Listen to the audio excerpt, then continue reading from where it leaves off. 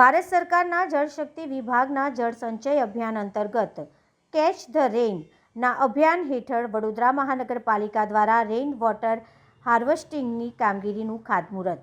વડોદરા શહેરમાં ભૂગર્ભ જળને રિચાર્જ કરવા અને જળ સ્તરને ઊંચું લાવવા અને વડોદરા મહાનગરપાલિકા દ્વારા ₹10 કરોડના ખર્ચે આશરે 300-400 લીટર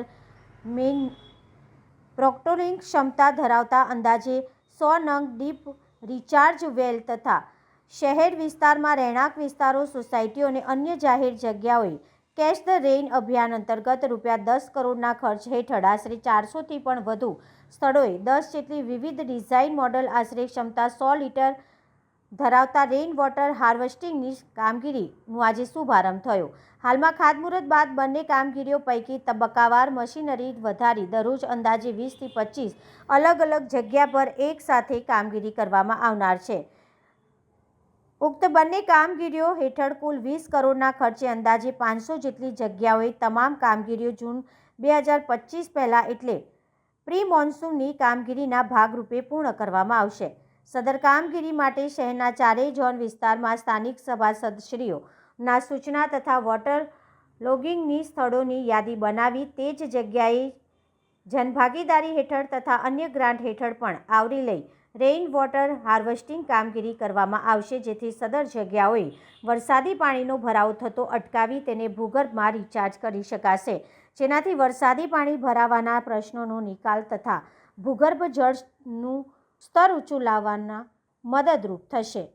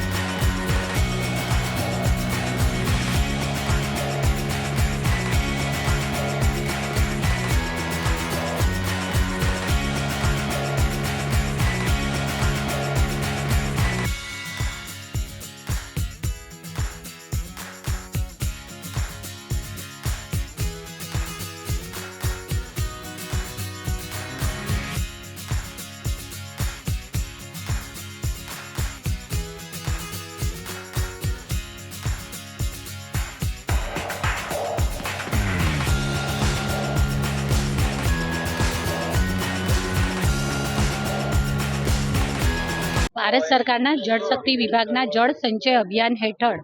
વડોદરા શહેરમાં પરકોટિંગ વેલ બનાવવાનું કામગીરીનું આયોજન કરવામાં આવ્યું છે. લગભગ 10 કરોડના ખર્ચે આ કામગીરી થનાર છે. કુલ 20 કરોડના અલગ અલગ ડિઝાઇનના આ પરકોટિંગ વેલ બનાવવામાં આવનાર છે, રિચાર્જ વેલ બનાવવામાં આવનાર છે, જેથી વડોદરા શહેરના ભૂગર્ભ જળનું લેવલ સ્તર ઊંચું આવશે. એક પર્યાવરણલક્ષી અભિગમ સાથે વડોદરા શહેરમાં જ્યારે વરસાદની બદલાતી પેટર્નના કારણે આપણે સૌએ પૂરની પરિસ્થિતિનો સામનો કર્યો છે, ત્યારે જે 234 જેટલા સ્પોટ નક્કી કરવામાં આવ્યા હતા, આ 234 જેટલા સ્પોટ અને બીજા સ્પોટનો ઉમેરો કરી ને લગભગ 500 જેટલા સ્થાનોએ આ રીતે પરકોટિંગ વેલ બનાવવામાં આવનાર છે. સાથે સાથે સ્થાનિક સભાસદશ્રીઓ, ઇલેક્ટેડ જે પણ ધારાસભ્યશ્રીઓ હોય કે પછી વિસ્તારના નાગરિકો, આ દરેક પાસે પોતાના વિસ્તારમાં જો પાણીની ભરાવાની સમસ્યાની વરસાદના કારણે વોટર લોગિંગની જે સિચ્યુએશનનો સામનો કરવો પડ્યો છે, એવા પણ સ્પોટની લિસ્ટ મંગાવવામાં આવશે અને આગામી સમયમાં એનું પણ કામગીરી આ રીતે કરવામાં આવશે. આજે જે ખાતમુહૂર્ત કર્યું છે, એક સાથે 25 જેટલા સ્થાનોએ અલગ અલગ મશીનરી જેમ મંગાવવામાં આવશે અને એક સાથે 25 સ્થાનોએ આ પરકોટિંગ વેલ માટેનું કામગીરીનો આરંભ કરવામાં આવશે, જેનાથી ભૂગર્ભ જળનું આપણે સ્તર પણ વધારી શકીશું. તો સાથે સાથે પાણીના ભરાવાની સમસ્યાથી પણ આપણને છુટકારો મળશે. તો લગભગ 10 કરોડના ખર્ચે 300થી 400 લીટર પ્રતિ મિનિટની આપણે પરકોટિંગની ક્ષમતા ધરાવતા આપણે આવા 100 નંગ જેટલા ડીપ રિચાર્જ વેલ બનાવવામાં આવનાર છે. તો બીજા 10 કરોડ એટલે કુલ 20 કરોડ જેટલા ખર્ચે અલગ અલગ વડોદરા શહેરના આખા જ વિસ્તારને આપણે કવર કરી શકીએ એ રીતે અલગ અલગ સ્થાનોએ આ રીતે રિચાર્જ ડીપ વેલ બનાવવામાં આવનાર છે. આજ રોજ વડોદરા શહેરના સયાજી બાગ ખાતે ગેટ નંબર 3 પાસે જે રોડથી 1 ફૂટ નીચું લેવલ છે, જેના કારણે અહીંયા પાણીના ભરાવાની સમસ્યા પણ ઘણી છે, ત્યારે આ ગાર્ડનના ગેટ નંબર 3 પાસે આ રિચાર્જ વેલના ખાતમુહૂર્તનું આજે આયોજન કરવામાં આવ્યું, જેમાં આપણી સાથે ગુજરાત સરકારના માનનીય દંડક શ્રી બાલુભાઈ શુક્લાજી, સ્ટેન્ડિંગ સમિતિના ચેરમેન શ્રી ડૉક્ટર શીતલભાઈ મિસ્ત્રી, નેતા શ્રી મનોજભાઈ, દંડક શ્રી શૈલેષભાઈ, કમિશનર શ્રી દિલીપભાઈ, ભારતીય જનતા પાર્ટી